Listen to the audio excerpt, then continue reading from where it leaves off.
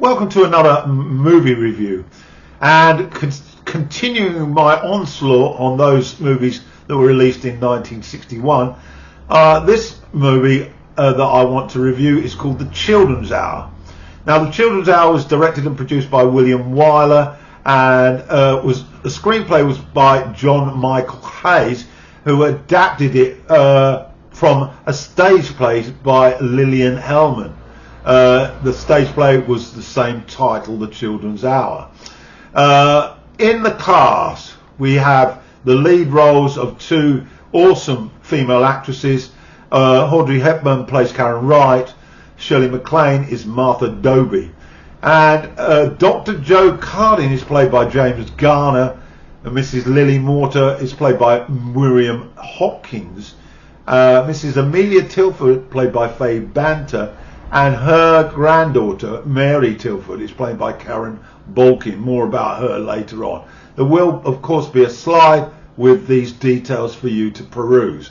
As regards the awards, The Children's Hour won the Best Actress Supporting Role for Amelia Tilford, won Best Cinematography, and was nominated for Art Direction and Costume and Sound. So the two leads in this film, played by Hepburn and MacLaine, are both teachers at a private girls' school for pre-adolescent girls.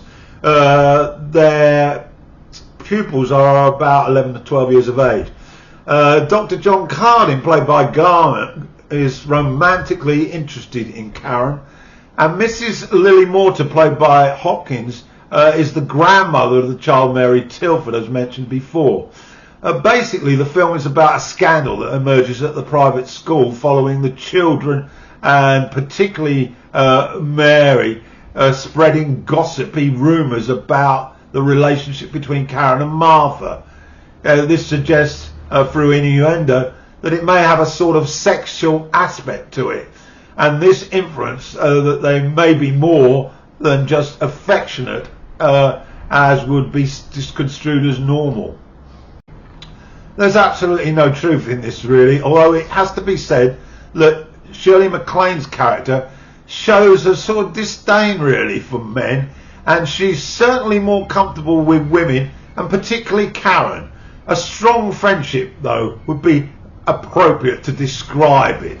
Karen is also having a relationship with Dr. Cardin. At some stage in the future, it becomes a more serious, and they become man and wife.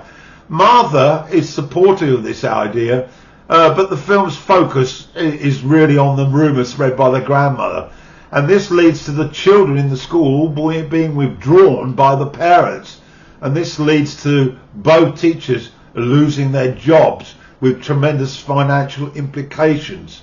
The community ostracised them, and they are forced to look at the possibility of moving away.